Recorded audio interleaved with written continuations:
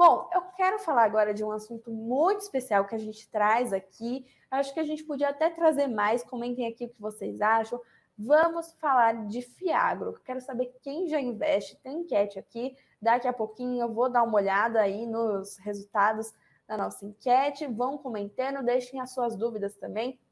A gente fala de Fiagro, que se tornou uma opção tanto para as empresas agrícolas que precisam de crédito, quanto para os investidores que buscam ganhos acima do CDI, que eu acho que é todo mundo, basicamente. Hoje nós vamos conversar com o Flávio Aragão, que é sócio estrategista da 051 Capital, né? A 051, o 051 Agro, que é o fundo de investimento do agronegócio deles, sobre o ticker FZDA11, é um Fiagro desenvolvido para gerar renda aos investidores, que é o que a gente gosta, com a receita do arrendamento da propriedade e valorização patrimonial do ativo ao longo do tempo. Né? A remuneração se dá pela venda da soja plantada no local, que fica na região do Matopiba, Maranhão, Tocantins, Piauí e Bahia, e se destaca pelo cultivo de grãos. Flávio, boa noite, seja muito bem-vindo aqui ao Suno Notícias. Muito bom te receber aqui hoje para a gente falar mais sobre esse tema tão legal no mundo dos investimentos. Ô Beatriz, eu que agradeço o convite. Boa noite para todo mundo. Vai ser um prazer aqui falar com vocês. O prazer é completamente nosso. Bom, Flávio, eu queria começar, antes da gente falar do FZDA, eu queria falar do universo de Fiagro, né? Que parece muito novo ainda para a gente, ele é relativamente novo aí para quem está já no mercado financeiro. Eu queria que você explicasse assim, para a gente qual é a vantagem de investir em Fiagro, né, nesse tipo de investimento, e como o investidor pode mergulhar mais nesse universo, como pode entender as suas regras, fazer a diferenciação aí dos outros tipos de investimento. Então vamos lá. Peguei o início ali dos fundos imobiliários de laje corporativa, né?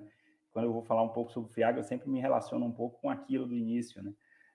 É muito novo e ninguém entende direito como funciona e todo mundo fizeram insegurança.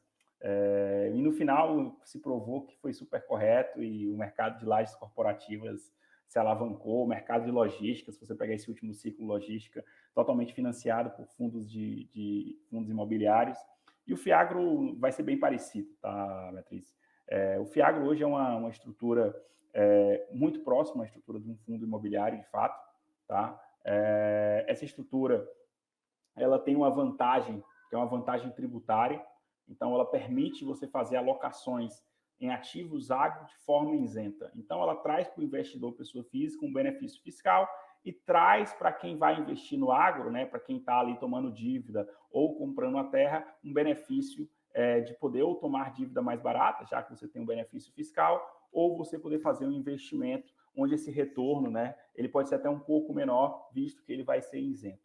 Tá? Então, na prática, o Fiagro é um veículo muito próximo do veículo de fundo em fundo imobiliário. A única diferença é que ele te permite fazer diversos investimentos no mundo agro, desde dívida, terra, até outros produtos do agro. Tá? Muito legal, obrigada pela sua explicação. Eu queria trazer um pouco mais também para a gente relacionar com a questão de política monetária, as questões macroeconômicas aqui, né, que o Brasil tem ficado muito de olho nisso, sobre juros altos, inflação ainda em alta. Como isso tem impacto nas negociações envolvendo os Fiagros? Então, vamos lá. Os Fiagros hoje, tá? Eles vão se dividir pelo menos em dois tipos. Você tem um Fiagro que nós chamamos de Fiagro de papel, tá? E você vai ter o Fiagro de terra, tá? São os dois principais hoje. O Fiagro de papel ele está um pouco mais exposto ao cenário macro, porque na prática ele é um fundo de crédito. Então, é um fundo que faz operações de crédito para o setor agro. E aí ele fica um pouco exposto ao cenário macro pelo seguinte motivo, tá? Se o juro sobe muito, você tem um risco de aumento de inadimplência, você tem um risco de aumento de problemas dentro do cenário de crédito, tá? Ao mesmo tempo, esse fundo ele se beneficia muito de um ciclo de fechamento de juros, visto que geralmente esse tipo de crédito ele vem ali indexado a CDI mais 5, CDI mais 6, IPCA mais 12. Então, quando a curva fecha, a sua remuneração, que fica indexada, né, ao CDI+, ele performa melhor. Então, imagine que você toma hoje uma dívida CDI mais 5, essa dívida é algo como ali uns 135% CDI, tá? Se o CDI vai para 10%, 9%, ela vira uma dívida de quase 170%, 175% CDI. Tá? Então, para o investidor, quando ele faz essa correlação, né, que o investidor gosta muito de olhar, eu quero investir no LCI 100% CDI. O Fiagro ele vai te dar um retorno um pouquinho superior, e quanto melhor, mais fechar a curva de juros, realmente mais atrativo fica esse cenário e menor fica o risco de inadimplência. Tá? Esse é o Fiagro que você discute, Fiagro de papel. O outro Fiagro, que é o Fiagro de terra, é um pouco diferente. Ele tem um comportamento que a gente chama de comportamento alternativo. Ele não tem uma ligação direta com o mercado tradicional. Ele não tem ligação direta com a bolsa, ele não tem ligação direta com juros. Então, não tem um impacto muito grande. Então, ele funciona à parte do ativos alternativos. Então, quando você olha, por exemplo, terra agrícola no Brasil, ela possui uma correlação de 0 com ações, com multimercados, com juros. Por quê? Porque ele tem uma dinâmica muito própria. Porque ele pega dólar, que é uma moeda que termina impactando um pouco o setor agro, ele pega a variação da soja, que é outra coisa que termina impactando o setor agro, ele pega a dinâmica de demanda por terra, que é uma coisa que é muito complicado você calcular, visto que você não consegue mais hoje abrir tanta terra agrícola. Então, o setor de terra agrícola, o cenário de Fiagro de terra agrícola, é o que a gente chama de ativo alternativo, porque ele não possui relação... Flávio, o Brasil piorou, um exemplo, tá? As coisas no Brasil pioraram, o dólar subiu. Tá, ele pode estar entregando mais retorno, porque ele tem uma ligação ali direta com o dólar. O Brasil melhorou, o dólar caiu, beleza, ele vai oscilar. Flávio, a bolsa caiu hoje, necessariamente a terra desvalorizou? Não. A bolsa caiu, ele não tem impacto nenhum no terra, não tem impacto nenhum no Fiagro. Tá? Juros subiu, muda muito pouco também, porque a demanda já é meio que demanda contratada. Ele é um business de oferta, né? O que muda é a oferta que você vai fornecer durante o ano de soja. Então, assim, são fundos que têm o mesmo local como investimento, mas têm estruturas e oscilações distintas, né? Muito bom. Queria até trazer aqui uma pergunta que veio da nossa audiência, o Felício perguntando quais são os plantios que os Fiagros atuam. Você consegue passar assim, um panorama disso para a gente? Então, vamos lá. Geralmente, tá, no Brasil, uma coisa que é muito importante, no Brasil e no mundo, toda a terra agrícola ela é negociada, praticamente a maioria das terras agrícolas é negociada em saca de soja, mesmo que você não plante soja naquela região. Então, imagina que você está numa fazenda que produz algodão. Ela vai ser negociada em saca de soja. Tá? Os fiagros que nós temos hoje dentro do mercado, todos são focados em soja, milho e algodão. Tá? Esse é o plantio. Mas não tem impeditivo. Se você tiver uma fazenda que faz laranja, você pode ter um fiagro que detém a terra e ela produz laranja. Tá? Hoje, o que existe, que é o mais comum, é a terra que produz milho, soja e algodão. Tá? E sua precificação geralmente é atrelada ao preço da soja. Perfeito. E para esse setor aí que é relativamente novo aqui para a gente, ele está crescendo bastante ainda. Eu queria entender como você vê a casa, também como vocês veem o crescimento desse setor aí no mundo dos investimentos para os próximos anos. Então, vamos lá. Assim, eu imagino que o crescimento vai ser gigantesco. Assim, a gente tem na cabeça que talvez isso vai ser talvez um dos maiores ativos dentro do mercado. O agro hoje é mais de 30% do PIB brasileiro. Tá? A gente está discutindo agro direto. Né? A gente não está nem discutindo a parte secundária do PIB agro. Então, o agro direto é 30% do PIB brasileiro. Imagina isso sendo financiado pelo mercado de capitais e isso sendo comprado pelo mercado de capitais. Então, assim, a gente imagina que o setor de Fiagro pode se tornar algo gigantesco. Assim, não seria surpreendido se daqui a 5 anos a gente tivesse mais de 100 bilhões de Fiagro dentro do mercado. Para o mercado brasileiro é uma coisa gigantesca, assim, em volume, visto que a Bolsa é um negócio muito, muito antigo e beleza, tem muito dinheiro, mas é um negócio que já está há bastante tempo. Então, daqui a 5 anos, se tiver 100 bilhões de Fiagro, não seria surpreendido. É um crescimento enorme mesmo, não dá nem para a gente prever algo assim, né?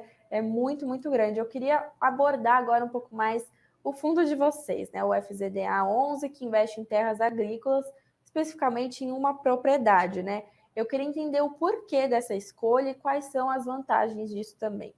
Então, vamos lá. Quando a gente decidiu investir em terra, tá? Foi no final de 2019, a gente mapeando aqui, conversando com algumas famílias que a gente trabalha, as famílias chegaram para a gente e falaram assim: Flávio, eu tenho laje corporativa, eu tenho fundo de galpão, eu tenho NTNB, e todos chegaram à mesma conclusão: nós não temos nada no agro.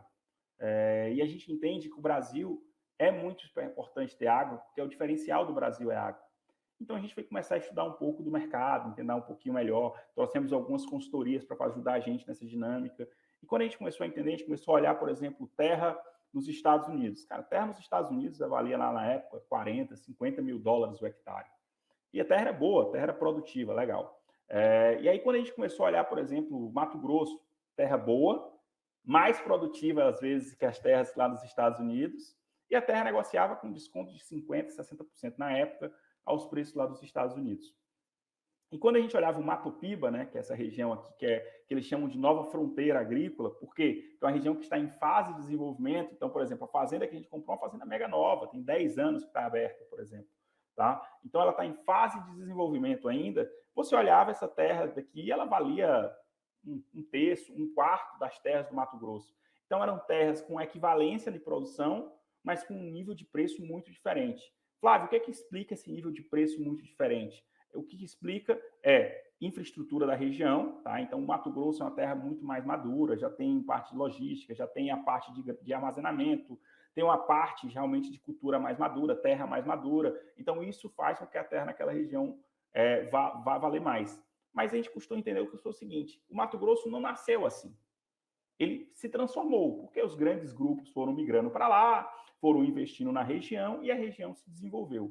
Então, a gente falou, olha, se isso aconteceu lá no Mato Grosso, se a terra no Nordeste for boa, vai acontecer no Nordeste. Então, a gente decidiu, vamos investir em Fiagro, comprando terras no Mato Piba, né? Maranhão, Tocantins, Piauí e Bahia. Tá? A gente vai comprar terra nessa região, as regiões vão se desenvolver, os grandes produtores vão caminhar para lá. Flávio, por que os grandes produtores vão terminar caminhando para o Mato Piba? Por uma agenda muito, muito restritiva hoje de abertura de terra. Não está mais fácil você abrir terra. Tá? Então, hoje, grandes grupos que têm terras lá no Mato Grosso não conseguem abrir fazenda de forma relevante. E ele quer aumentar a produção dele. Então, qual é a nossa tese? Esse cara, em algum momento, vai ter que vir para o Mato Piba. Esse cara vai ter que vir comprar terra aqui. E vai ter que desenvolver também infraestrutura. Um exemplo clássico, não sei se vocês viram, sexta-feira agora a SLC divulgou, né? Comprou uma fazenda gigantesca na Bahia, que é um negócio assim marcante, porque é um grande player, talvez o maior player do Brasil, comprando uma fazenda, fazendo um investimento de mais de 400 milhões de reais na Bahia. Então, qual é a nossa tese? A gente está comprando uma terra com nível de preço muito descontado em relação às terras do Mato Grosso, com um bom nível de produtividade e com um déficit de infraestrutura. A gente acredita que esse déficit de infraestrutura vai ser compensado com o tempo. Essa terra vai ganhar mais valor ainda. A terra em si já ganha valor com o tempo, porque é um ativo finito, a população mundial aumenta, a demanda por soja vem aumentando, a demanda por milho vem aumentando. A soja, até um dia desse, era usada para alimentação só. Aí depois virou alimentação, ração. Agora alimentação, ração e biocombustível. Alguns navios já estão sendo movidos ali a óleo de soja. Então a gente entende que a tendência da demanda da soja é só crescer e a produção e a oferta da soja não é crescer, ela vai se manter. O máximo que eu vou conseguir fazer é uma melhoria de produtividade, porque abrir terra no Brasil e no mundo inteiro, tá? Eu acho que vai ser muito complicado. Ano passado, a União Europeia, um dos países da União Europeia, não sei se vocês lembram, determinou que não compraria mais insumos agrícolas de fazendas abertas depois de 2022. Então, existe uma agenda ESG que termina que vai limitar um pouco o desenvolvimento de novas áreas agrícolas. E com isso, a gente acredita que as terras hoje abertas e de boa qualidade tendem a se valorizar bastante. Então, essa é a nossa grande aposta. A gente está comprando terra, arrendando para um grande grupo, para no longo prazo a gente pegar essa valorização da terra, como aconteceu no Mato Grosso e como aconteceu em outras regiões. Muito legal. Eu queria também trazer um pouco mais sobre o fundo de vocês. Ele é um fundo Full Act, certo? E eu queria entender o que isso significa, traduzindo aí da linguagem técnica, e também qual a sua diferença para os demais tipos de Fiagro, né? Essa é uma característica que o diferencia? É um pouco diferente dos fiagros tradicionais, tá? Os fiagros que você tem hoje no mercado, todos praticamente, são fiagros de dívida. Então, alguns compram CRA, alguns fazem um crédito para o fazendeiro e pegam a fazenda em garantia. E qual é a diferença disso, Flávio? Você tem um ganho limitado, você sabe que você vai ganhar. Olha, eu fiz uma operação de crédito com o produtor, eu vou ganhar IPCA mais 12 e ponto, tá? É bom para caramba, baita do retorno, mas tem um risco de crédito, tem um risco operacional, tem um risco de alavancagem, ponto. O nosso Fiagro, ele é um Fiagro 100% Equity, o que significa? A gente não tem dívida, a gente é dono da terra, o que a gente não faz é explorar a terra. Então, a gente comprou a terra, deu para um grande grupo arrendar essa terra, então a gente recebe um dividendo, né, anual pelo arrendamento dessa terra, e a gente pode vender essa terra a qualquer momento, sem nenhuma restrição. Então, Flávio, se a terra valorizar 100% em 3 anos, vocês podem vender? Posso vender. E o ganho é todo meu e dos acionistas, tá? E dos cotistas, do fundo. Então, a diferença nossa é essa. O nosso fundo é um fundo que é 100% dono da terra, sem alavancagem e nenhum outro instrumento. Nós temos a terra, nós estamos querendo capturar a valorização da terra. Até a gente fala muito com os nossos cotistas que o arrendamento ele é um plus, é um carrego para o negócio, porque o grande ganho está na valorização da terra. Se você pegar a terra, tem alguns estudos que mostram que terras agrícolas no Brasil valorizaram mais do que a inflação mais 20 nos últimos anos. Imagina, nesses últimos anos você podia abrir terra. Agora tu não vai mais poder abrir terra. Então, como é que você vai fazer? As terras que já têm, provavelmente, devem ganhar um grande poder de valorização. Tá? Então, a nossa diferença é essa. Eu não tenho dívida, eu não estou em garantia de terra, eu não tenho opção de recompra. Os outros fundos do mercado, ele faz um empréstimo, pega a terra com uma alienação e o dono da terra, né, quem está tomando o empréstimo, tem o direito de recomprar aquela terra por um preço pré-estabelecido. Isso garante um ganho ali de IPCA mais 12, IPCA mais 10, CDI mais 3, varia de fundo a fundo. Tá? E isso semelha mais uma operação de dívida. Muito legal, obrigada pela sua explicação. Eu queria também saber como que é o pagamento de rendimentos do fundo de vocês. Tá, vamos lá. O rendimento do fundo, ele vai ser sempre pago anual, tá? No final da safra, que é ali no mês de abril, uma vez por ano. E ele é baseado sempre no preço da soja. Então, a gente, nas nossas simulações, a gente sempre fala que a preço da soja, a referência nossa é 150. Hoje está mais para 180 do que para 150 na região. Tá? Mas é isso, a gente recebe todo mês, a gente faz uma precificação, né, do mensal, e a liquidação financeira do dividendo é sempre no mês de abril, tá? Uma vez por ano. E esse fundo hoje ele é indicado para que perfil de investidor? Então, a pergunta que a gente mais recebe é assim, Flávio, quem é que deve investir nesse fundo? E assim, a gente quer saber. A resposta mais tranquila para mim assim, é a seguinte, pessoal, você tem algum ativo hoje, agro na sua carteira, agro de verdade? Se você não tem, você tem que ter. É diversificação, pessoal. Do jeito que você tem ações de vários setores, do jeito que você tem ativos de vários setores, você tem renda fixa, tem multimercado, tem juros, tem NTN-B, tem pré-fixado. Ativo rural, ativo agro, tem que fazer parte do seu portfólio. Quando você olha os grandes fundos de pensão, né, que são aqueles caras muito focados em alocação de portfólio, estruturação de portfólio, visão de longo prazo, pode olhar lá está lá um percentualzinho destinado a que eles chamam de ativos reais, né? Então, o que é que eu falo para todo mundo? Pessoal, olhem sua carteira. O que é que você tem de ativo real no seu patrimônio? Essa a pergunta que você tem que fazer. Flávio, por que eu tenho que ter ativo real? O cenário global vem se desenhando como um cenário inflacionário, tá? Olha a década de 70, cenário antigo. A última época que teve um cenário mais inflacionário. Olha o Brasil dos anos 90. O que é que valorizava? O que é que ganhava valor? Era ativo real. Então, todo portfólio tem que ter ativo real. Flávio, quanto percentual? Aí varia, perfil para perfil. Mas você tem que ter ativo real no seu portfólio para um cenário de inflação, um cenário inflacionário. Esse é ativo que vai garantir uma reposição patrimonial. Esse é um ativo conservador que vai te dar um bom nível de retorno. Então, essa é a nossa cabeça. Tá? Se você não tem ativo real no seu portfólio, você tem que ter. E a solução do Fiagro que a gente trouxe do FZDA é exatamente trazer ativo real para o portfólio do cliente, tá? Para o investidor, seja de qualquer porte, porque às vezes o cara quer ter uma fazenda, mas uma fazenda pequena custa 100 milhões de reais. Então a gente trouxe uma estrutura exatamente para poder permitir que o investidor, qualquer investidor, consiga acessar esse tipo de ativo e consiga ter essa diversificação na sua carteira.